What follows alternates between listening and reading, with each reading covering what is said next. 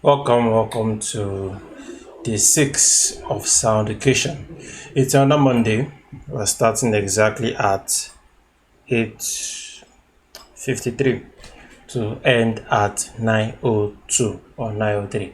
So, starting from where we continued last week, we're still talking about basic music theory, which is divided into a lot of courses. But now we're talking about three major things: the fundamentals of sound, pitch, loudness, and quality. So we started our class last week on pitch. We talked about some stuff. We saw an interesting diagram about how sound is actually distributed across the what do you call it? The frequency spectrum from the low sounds, that is the low frequency sounds, to the high frequency sounds. And now we want to conclude on that. We're still talking about pitch today, as you can see, still pitching and everything. So, continuing from what we started last week, we're still going to pick up exactly where we started from last week. Last week I demonstrated some things. I said that every sound is has a relative frequency compared to other ones. I said that we have very low sounds, right? And we have high sounds. And we said some are higher than the others.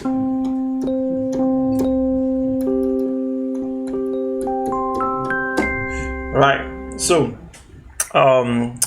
this week I want to conclude on what I was saying about pitch and why it is important. All right. So, the idea behind pitch is that, as the fundamental part of sound, there's a role that pitch plays in music. Each of the three things, loudness, pitch, and quality, has a role to play in music. Now, the role that pitch has to play is probably one of the most important ones, because pitch defines the direction or the place that music wants to go to. Pitch by itself is singular, right? Yeah, but pitch put together starts to form context or form a picture of what you're trying to express. For example, this is a pitch, this is another pitch, this is another pitch, right? If I play them one by one, right? If I play them together, right? Right? Now, these are three different pitches that have combined together to form I would say, harmonic picture. So the fundamental role of pitch, it gives melodic and harmonic structure to music. What do I mean? It means that out of the three elements of sound, how high or how hollow a sound is constantly changed to give a particular melody or give a particular harmony what it is basically. For example, I'll keep on giving examples because that's easy to think about it, right? Right? Right? Each of those notes are all different pitches. Each of those notes have a different frequency. This is different from this, different from this, different from this, and so on. But me playing this way has brought something familiar to the ears, right? This do re mi fa sol you know that as a familiar sound. Now I want to try something. I'll show you if you can see what I'm talking about, right? If I play this way, right? I'll do it again. Now, all of those notes were also different pitches, but you can see that only one of them sounded familiar. And why is that?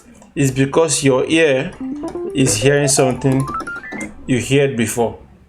And that is basically how pitch works. The role of pitch in music is to basically seduce your hearing into doing one or two things. Either to play something or make it hear something new or hear something it has heard before. Now, the way I explain it is this. Pitch is like if you're writing, for example, pitch is like the letters, right? Each of the writings you write are letters, but not every stroke you write is a letter of the alphabet. You can literally scribble random things on your this thing and it will make sense. But if I write letter A, for example, once I see A, it looks like A. Now, A is not just one stroke. Letter A is a combination of different strokes. True or false? Very true. So the same way that letter A looks like A because you recognize A, pitch on its own is much understood in the context of other pitches. For example,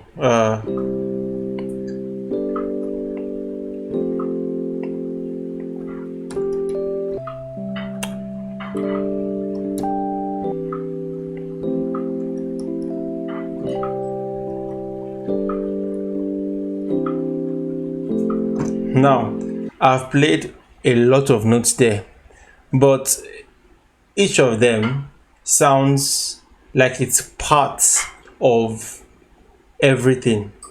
Each of those notes I played sounds like it's part of a whole. If I just play, I'll just take one part of the entire progression and just play it.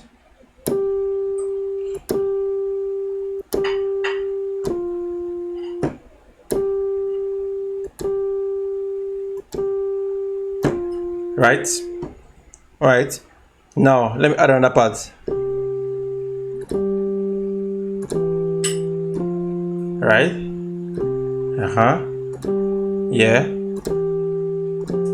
Now you can see two different pitches are giving a bit more context. Let me add another part again.